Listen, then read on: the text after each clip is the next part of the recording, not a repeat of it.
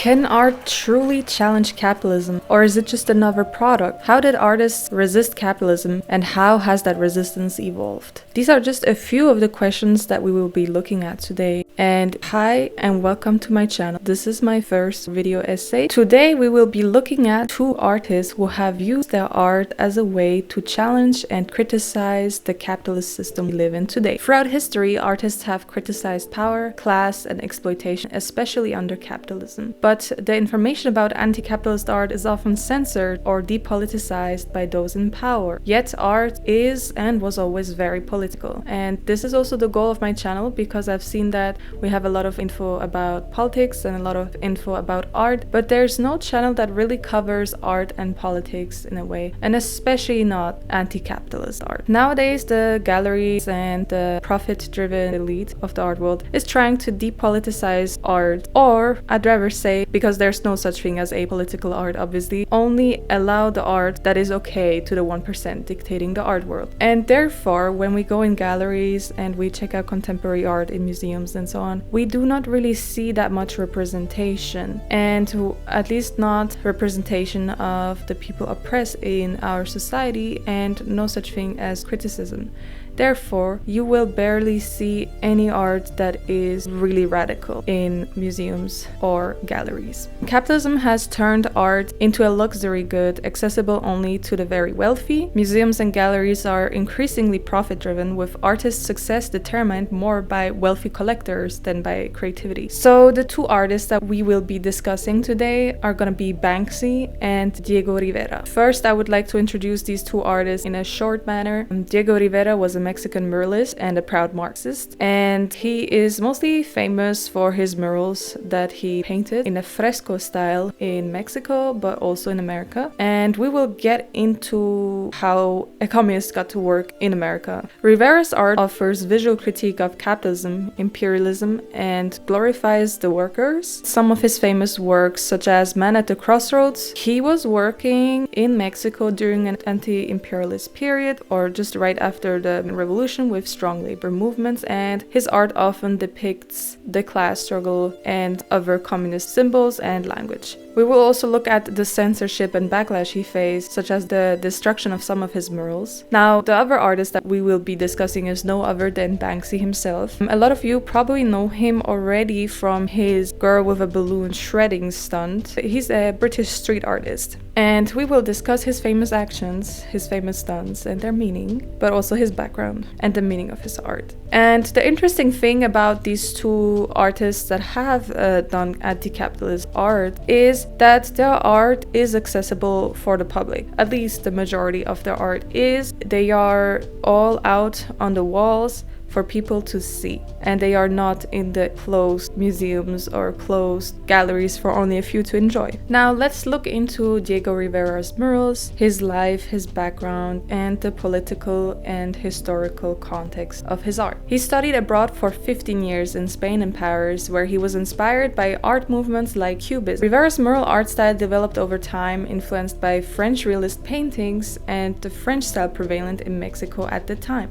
The political context of the time involved a small elite ruling the country, with a large poor and mostly illiterate farming population. And to understand his art better, we need to understand also what a time Mexico was living in around the 1930s and 1920s. Mexico was at the time before the Mexican Revolution led by Díaz Porfirio for 31 years. He was quite an elitist imperialist. And after the revolution, he was replaced by Álvaro Obregón. Under the rule of Díaz, Mexico was very much influenced by imperialist structures such as France, and they very much tried to live the French aesthetic. The furniture was French, the art style they were taught was the French realism. There was no such art that really depicted Mexicans themselves or indigenous people, and they were very much oppressed. Diego was lucky enough to get a sponsorship. He grew up up in a middle-class family, and he received a sponsorship and was studying art for 15 years abroad, partly in Spain, partly in France. And there he got to know some art movements such as Cubism from Picasso, and that was also revolutionary for the time because before the goal was to paint as realistic as possible, but then here came Picasso with his abstract cubist art. We will also see a few of Diego Rivera's artworks that do try to mimic the style of Cubism. So his murals and so on, this style got developed through a time span through many years and definitely were influenced by his travels abroad.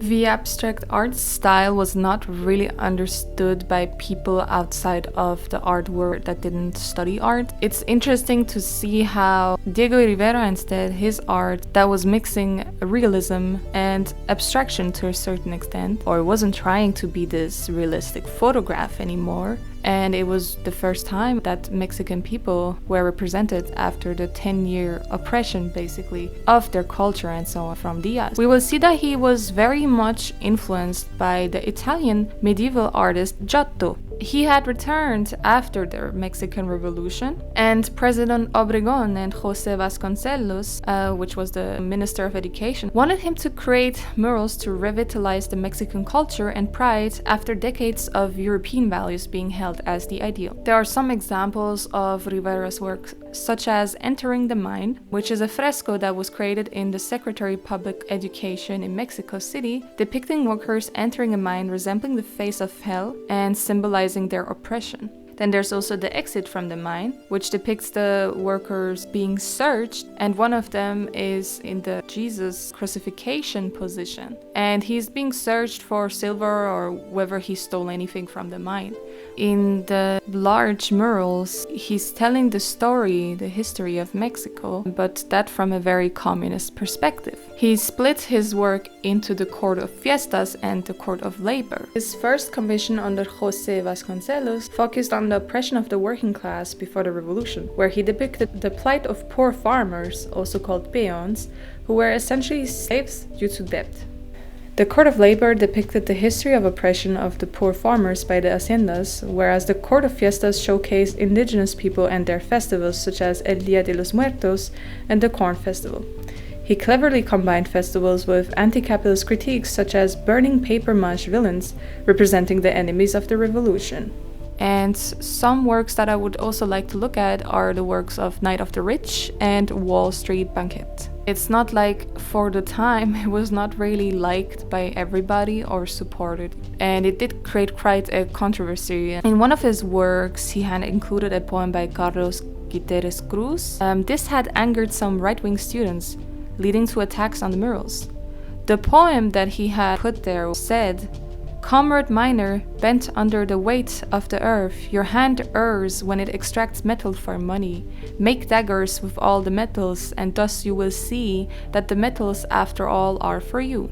Because of this whole stir that it created, and also those murals being attacked, he had to carry a pistol with him for protection. The Ministry of Education and Vasconcelos requested Rivera to remove the poem. So Rivera, in reply, carved the verse off the wall but copied it into a piece of paper, placed it in a glass vial, and plastered it back into the wall. And to this day, it is still buried into the wall, which I find is very interesting to see how they try to censor him. He has somehow managed a way to resist this censorship by burying the poem into the art, into the mural itself. I would also like to talk about how the frescoes work. It is a very time-sensitive art style where pigments are worked into the wall. And Diego would use a mixture of lime and distilled water, requiring multiple layers. And it also required a crew of assistants for tasks like plastering. On top of that comes that Rivera was a perfectionist, sometimes replastering entire sections if he was not satisfied with the work. And there were also instances where he had even passed out on the ladder and gotten a skull fracture and because he fell asleep whilst working. I described the fresco art style in a very simple manner, but it really requires multiple layers and a lot of planning. He was also very much inspired from Giotto, as I said, who had done the frescoes in Italy, in chapels, where he had told biblical stories, and we can also see that in his art, where he uses a lot of references to the Christian religion. It is very similar in a way, because just like in the medieval times where a lot of people were not able to read, so were a lot of people in Mexico. Therefore, this made his art even more communist in a way. It made it accessible for people. First of all, they had access to this wall. Everybody could pass by and see this wall and understand the history, and they did not need to be able to read. Sadly, the entire project, which consisted of 128 panels, had to be cancelled. First of all, Obregon's accountant cited budget issues as the reason for cancellation, but it was also them growing more and more frustrated by Rivera's communist symbolism, as he was using communist version of Mexican history, which was not really to the liking of the Obregon regime. Interestingly, he was expelled from the Communist Party that he was in because he didn't have that much money and he had to pay his bills. So he was selling easel paintings to Americans or rich Mexicans, and the Communist Party did not like that and said, "You are working with the bourgeoisie." After having returned from a trip to Russia, he was considered anti-Stalinist. So the Mexican Communist Party threw him out. But that later on proved to be one of his lucky times, because as the McCarthyism went on, where communists were persecuted and oppressed as well as jailed, starting in America and extending to Mexico in the 1930s, the Communist Party was declared illegal, and this led to a lot of arrests. Rivera was only readmitted into the Communist Party in 1955. Dwight Morrow came to Mexico and commissioned Rivera to create a mural in Mexico as a gesture of appreciation for Mexico's history, paying $12,000, which was obviously way more than any of the money that the Mexican government had paid him. With this money, he was able to pay the mortgage of Frida's father's house. He was also married to Frida and Frida Kahlo, the famous Mexican painter. One of his notable paintings, called Getting Ready for Armed Revolution, features Frida and some communist symbols. And despite being ousted from the Communist Party, Rivera continued to adhere to communist ideals, which ironically shielded him from the government targeting. So there was not enough money in Mexico for him, and the commission had kind of fallen apart.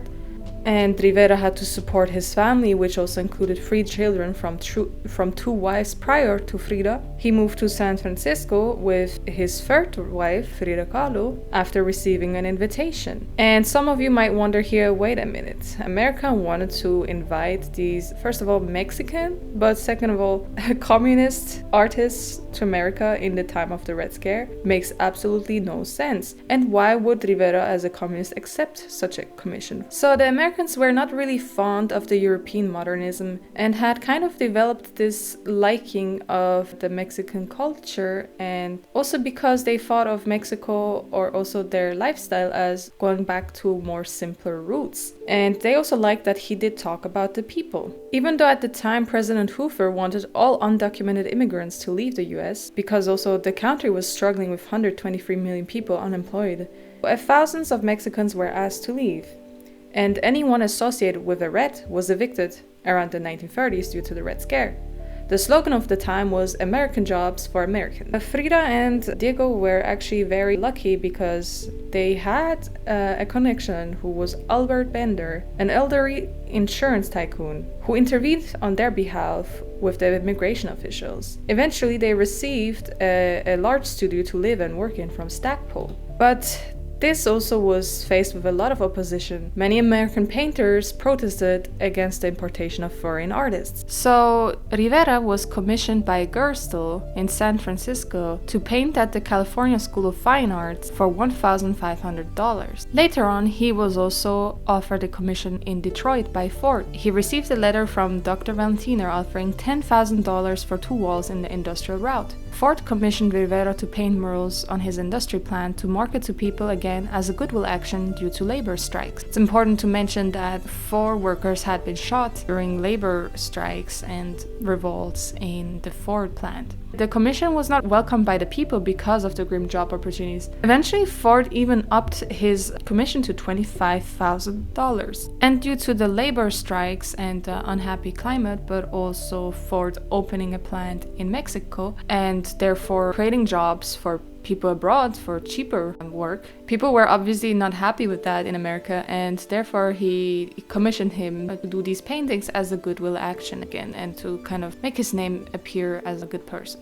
Diego got another commission from the Rockefeller Center to create a mural with the theme of how technology benefits people financially and spiritually. But it was also set in 1931, where the Great Depression was happening. And even though New York was the financial center of the country, people were starving. Former executives sold apples on street corners. Ruined businessmen committed suicide. And the Central Park became a hostel for the homeless. Eviction notices led to furniture piled on pavements. And Frida was appalled by the sights and hated New York. Frida said, "This upper class is disgusting, and I'm furious at all these rich people here having seen thousands of people in abject squalor." So obviously she was not really that fond of New York. The newspaper then said, "Diego has completely sold out to the capitalists. He's working with the Americans and with the bourgeoisie." So in order to kind of resist and clean that image again off of him, he painted Lenin in his mural to show people that he was not a sellout. And when Nelson Rockefeller asked him politely to paint it out, Rivera refused, turning into his mural being hidden and then later on torn down. But later on, a replica of this was made in Mexico City with even more communist symbolism. Now let's talk about the iconic Banksy and jump to the 90s up to now. Banksy is a street artist based in Bristol, and later on he moved to London. His anonymous graffiti and street art activities have made him popular since the 90s. His stencil style made him stand out. Inspired by Le Lorat and Basquiat, also known for his auction stunts. We will also look at one of his works that was titled "I Can't Believe You Morons Buy This Shit," where he's directly criticizing the rich class that is actually buying any art really at auctions. He's also known for stunts like hanging art in museums to poke fun at the art market. He also curated Dismal Land, a dystopian theme park featuring exhibits like the refugee crisis on a boat. And Banksy is a very skilled person at self-promotion through scandals, such as an animal show with a staged animal protester. And his anonymity kind of became his brand, though this may have overshadowed some of his work. The interesting thing to also highlight is Banksy traveled to Palestine with other graffiti artists and created works on the wall in Gaza in 2005. He also created a kitten graffiti to highlight that people care more about kittens than the situation in Palestine. He also opened the Waldorf Hotel in Bethlehem, criticizing Israeli violence and providing jobs to Palestinians. Although we must say that since 2024 there has been a noted silence from Banksy on Gaza, leading to questions about his activism. Banksy's Girl with Balloon piece shredded itself at auction, ironically increasing its value. There's also a quote from his book Wall and Peace, where he says, "Graffiti is not the lowest form of art, it is actually the most honest art form available.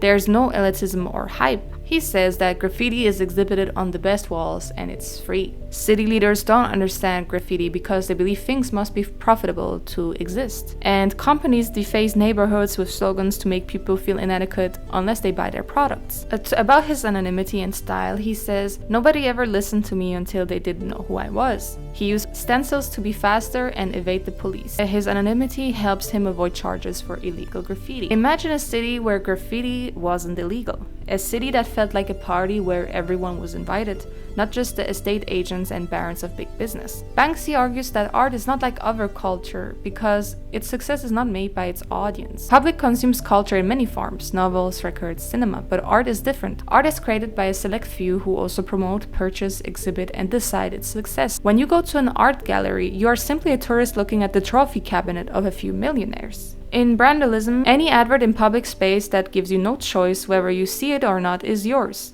It's yours to take, rearrange, and reuse. You can do whatever you like with it. Asking for permission is like asking to keep a rock someone just threw at your head.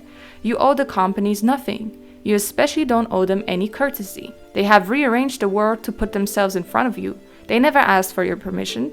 don't even start asking for theirs. Banksy claims crime against property is not a real crime. He also has used his art to criticize war. He critiques the military-industrial complex and warfare with capitalism and disastrous impact of colonialism and occupation. The image of a 9-year-old girl fleeing a napalm blast in Vietnam War in 1972 is contrasted with Mickey Mouse and Ronald McDonald. This is a comment on the Vietnam War and the US-led invasion of Iraq in 2003. It critiques the commodification of war by American culture, and it symbolizes the corporations pursuing profit, immune from consequences on the vulnerable. The title, "Can't Beat That Feeling," is a Coca-Cola tagline. Banksy critiques American consumer culture, warning of the excesses of capitalism and its impact, especially on children. So his art tackles war, voting, the police, the environment, and also the surveillance culture. His work, If Graffiti Changed Anything It Would Be Illegal, which was done in central London in April 2011, is a take on Emma Goldman's quote, "If voting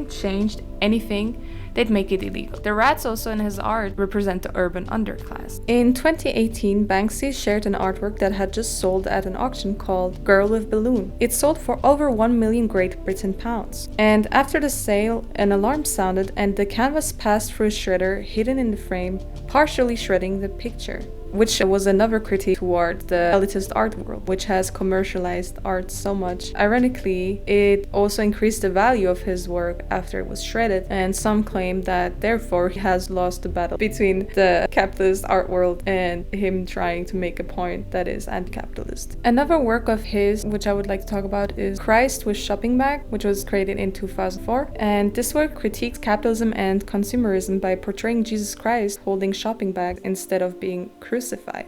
And it criticizes modern commercialism for not reflecting Christian values like charity and compassion. The melting bags and candy cane reference symbolize how society sacrifices happiness for material things, showing the superficiality of modern Christmas.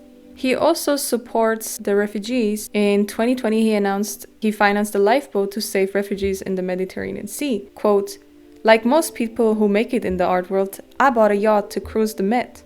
It's a French Navy vessel who converted into a lifeboat that because EU authorities deliberately ignored the stress calls from non-Europeans." And Banksy is the best-selling artist at auctions, dead or alive. Banksy has sold 127 artworks over $100,000 at auctions since January 2021, compared to 76 for Pablo Picasso, 84 for Andy Warhol, 21 for CAS, and 17 for Jean-Michel Basquiat. To jump back into Banksy and his Palestine works, he says Palestine has been occupied by the Israeli army since 1967. In 2002, Israel began building a wall separating the occupied territories, which is illegal under international law. The wall is controlled by checkpoints and observation towers. It is 3 times the height of the Berlin Wall and will eventually run over 700 kilometers. Palestine is now the largest open-air prison and a destination for graffiti artists. Banksy's work in Bethlehem. One work shows children playing with sand and tools to build a sandcastle. Another part shows a break in the wall, suggesting paradise or the beach on the other side. Israeli security forces shot in the air threateningly and pointed guns at Banksy. But Banksy questioned the illegality of vandalizing a wall deemed unlawful by the International Court of Justice. And he's also including children, which forces us to look at the innocent in the conflict. In 2015, he traveled again to Gaza and created a satirical travel advertisement for Gaza. The 2-minute film shows Banksy entering a tunnel with spray paint, welcoming viewers to Gaza and spotlighting the devastation from the conflict between Israel and Hamas. He also painted a kid holding a bucket at the Ramallah checkpoint, showing the blue sky and a break in the wall. Another work depicts a big ladder with a child underneath it. Another mural depicts children swinging on a fairground ride that is actually a surveillance tower. Banksy stated, "I don't want to take sides, but when you see entire suburban neighborhoods reduced to rubble with no hope of a future, what you're really looking at is a vast outdoor recruitment center for terrorists. And we should probably address this for all our sakes." In 2017, Banksy opened the Waldorf Hotel in Bethlehem in the West Bank, and Banksy financed the hotel's creation. It is open to the public and contains rooms designed by Banksy, Sami Musa, and Dominic Petrin. Each bedroom faces the wall. It houses a contemporary art gallery too. Sadly, the Waldorf Hotel had to close shortly after the events of October 7th, questioning whether the closure was a coincidence, logistical necessity, or a deliberate act. Banksy's silence on Gaza, surprising shift in the artist's activism. The article says, once a symbol of resistance and awareness, now stands as a relic of moment when Banksy's voice was loud and clear. Its sudden closure amid one of the most critical periods in Palestine history feels like a deafening silence. Banksy's stance may reflect the complex realities of speaking out in an increasingly polarized world. Artists often face backlash and censorship when addressing controversial issues. Others have voiced their support for Gaza, sometimes at significant personal and professional risk. The article hopes Banksy will prepare a statement that will resonate powerfully when the time is right. Banksy's art has always thrived on timing, deploying humor, irony, and poignancy when it is most impactful. Others believe the risk of speaking out on Gaza are too great, and political and financial pressure may play a role. But Banksy's silence is a sharp contrast with his past, and this quiet period is very disheartening, says the article. The world watches and waits, hoping that one of the most influential artists of our time will again speak truth to power when it is needed most. Anyways, to this I would like to say we don't really need the comment of Banksy, but obviously this raises some concerns. Could say he is a sellout, but who knows? What do you guys think? Do you think he is secretly planning some big stunt, or he has completely sold out of the system, or tricked us? But let's compare the two artists and also see how it reflects a bit the times. Because the anti-capitalist critique of that of Diego Rivera in the 1930s differs greatly from Banksy's critique, but art style too. Now, whilst both are using murals or the walls for their art, I would argue that Banksy's stencil graffiti, which is rather simpler in its technique and quicker, opposed to the murals of Rivera, which take hours to prepare and are based off commissions, have a little bit of a different approach. Now, the quick nature of Banksy is obviously linked with graffiti art being illegal on one hand. It might be also a bit of a reflection of the times we live in, where people's attention spans are very limited. It's not like there are people really investing money into actually making a great artwork that takes hours, opposed to the 1930s. So the art world has greatly changed. Not to say that Banksy is not skilled, but we have to admit that the Fresco style is a very much more time-consuming art style. But we also have to wonder what happened to the art world that suddenly we have this fast-paced art. And I just think it very much reflects the times we live in, but also that simply nobody is getting paid that much anymore to do these styles, and that art has become a product, a commodity. One also has to wonder, as a lot of anti-capitalist artists of this day have turned to being more anonymous, does that mean that it is more dangerous nowadays to speak against the system? Because we also have, for instance, the guerrilla girls, which are also anonymous. So all the people criticizing the art world are hiding and are not showing their faces, whereas Diego Rivera was very publicly a communist. Do you think that has to do with repression, or more to do with just marketing and a mystique? Protection obviously is also another reason.